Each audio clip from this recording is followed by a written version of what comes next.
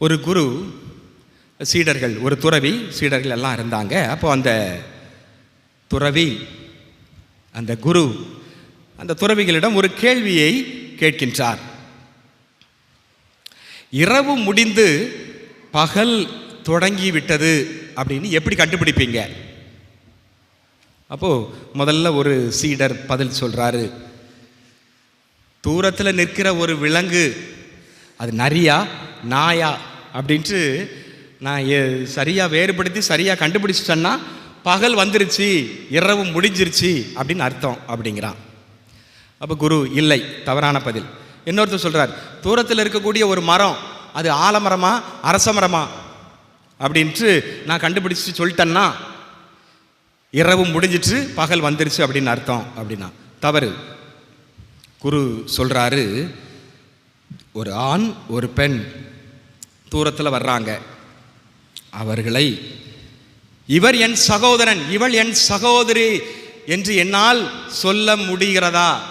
சொல்ல முடியுமானால் இரவு முடிந்து விட்டது, பகல் தொடங்கிவிட்டது என்று சொன்னார். ஆம் அன்புக்குரியவர்களே, இன்னைக்கு 2ஆம் வாசகத்தில் திருவெளிப்பாடு நூலிலே நாம் அதை வாசிக்கின்றோம். 21ஆம் அதிகாரம் 5வது வசனம், இதோ புதிய செயல் ஒன்றை நான் செய்ய போகிறேன். 1வது வசனத்திலே புதிய விண்ணகமும் புதிய மண்ணகமும் உருவாக போகிறது என்று ஆண்டவர் சொல்லுகிறார்.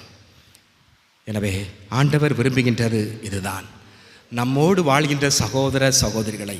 இவள் என் சகோதரன், இவன் என் சகோதரன், கிறிஸ்து அவன், கிறிஸ்து அவள். அதைத்தான் நாம் திருப்பாடல் 133:1 நாம் பார்க்கிறோம். சகோதரர் அனைவரும் ஒன்றுபட்டு வாழ்வது எத்துணை நன்று, எத்துணை நன்று, எத்துணை நன்று, அத்தனை பேரும் ஒன்றி வாழ்வது. கூட்டு குடும்பமாக இருக்கிறோம், தனி குடும்பமாக இருக்கிறோம், சமூகமாக வாழ்கிறோம். ஆனால் நாம் நம்மிடையே அந்த ஒரு சகோதர அன்பு இருக்கிறதா? உண்மையிலேயே அது சிந்தித்து பார்க்க வேண்டிய ஒன்று. அதுதான் திருத்தூதர் பணிகள் 4ஆம் அதிகாரத்தில் ஆதி திருச்சபையிலே வாழ்ந்த கிறிஸ்தவனுடைய வாழ்க்கை முறை தெளிவாக சொல்லப்படுகிறது.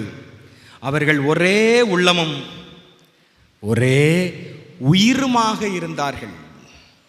ஒரே உள்ளமும் ஒரே உயிருமாக அவர்கள் இருந்தார்கள். எனவே அன்புக்குரியவர்களே, இந்த பாஸ்கா காலத்தின் 5ஆம் ஞாயிறு வழிபாட்டிலே ஆண்டவர் நமக்கு தருகின்ற அழைப்பு அதுதான்.